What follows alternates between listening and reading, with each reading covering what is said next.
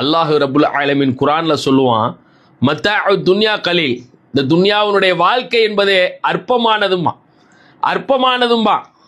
அதற்கு பெரிய உதாரண எடுத்துக்காட்டு, கம்பத்தை சேர்ந்த ஒரே குடும்பத்தில் வாப்பாவும் மகனும் ஒரே நாளில் இறந்து போயிருக்கிறாங்க.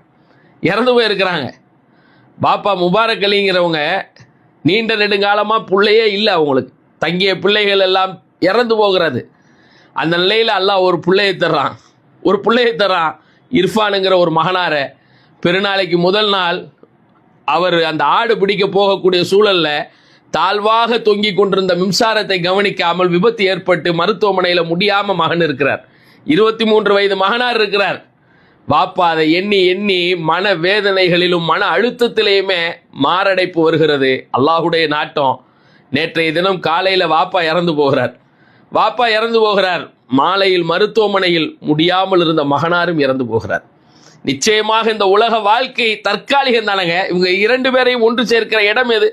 இறையச்சத்தின் அடித்தளத்திலே முஃமினாக இருந்தால் வல்லாஹிரத்து கைருல் லிமன் இத்தகா, ஆகிரத் என்பதுதான் இறையச்சவாதிகளுக்கு நிலையான தங்குமிடம், சிறந்த தங்குமிடம் என்று அல்லாஹ் சொல்லுகிறானே.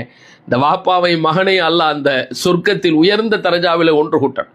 இந்த துன்யா வாழ்க்கை நிரந்தரமே இல்லைங்க. அல்லாஹும்ம லா ஐஷ இல்ல ஐஷுல் ஆஹிரா. அல்லாஹ்வுடைய ரசூல் சொல்றாங்க, ஆகிரத்